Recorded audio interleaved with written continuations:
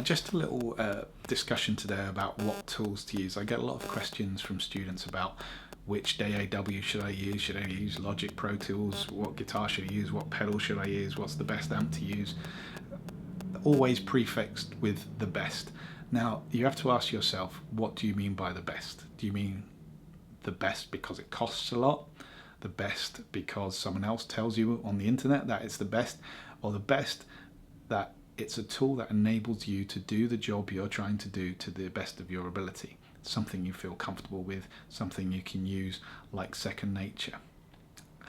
To be honest, at the end of the day, 95% of clients don't care what tool you use. If you hire a plumber, do you care if they have a Bosch hammer or a Black & Decker hammer? I don't really think so. You just care that they fix the problem that you've got. They fix your sink, they fix the leak that you've had. Now, the same is kind of applicable to guitar effects as it is to computer software. If you can work really well in Logic, it doesn't hinder your creative flow, it enables you to get done what you need to get done, then that is the best tool for you. If you work better in Pro Tools, then that is the best tool for you. There are some caveats to this, and I'll come back to those, but the same goes for amplifiers.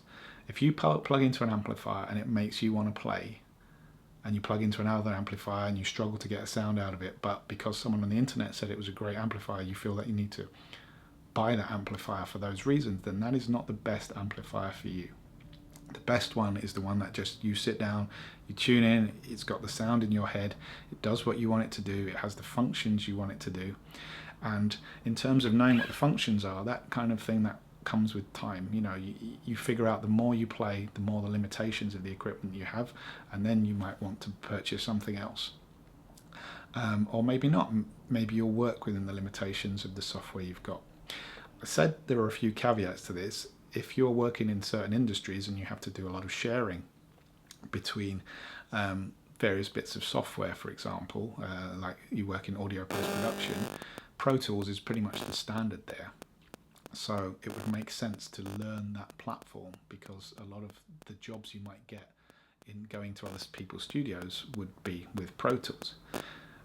I say that with a caveat as well, because if you're working in your own studio and you're working on your own things, then use whatever you are familiar with and whatever gets the job done the quickest, because at the end of the day, that's what you get marked for, if we say that term in the real world, is delivering.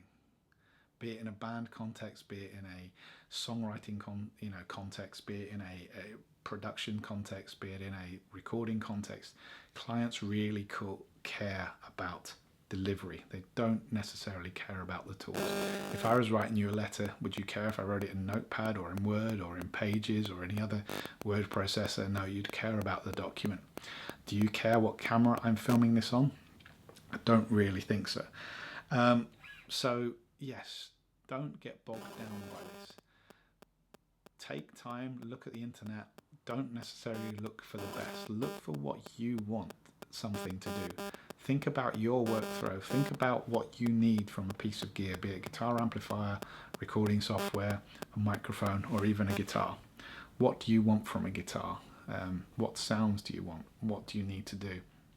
Use those as your basis, not this concept of best, because at the end of the day, they are just tools.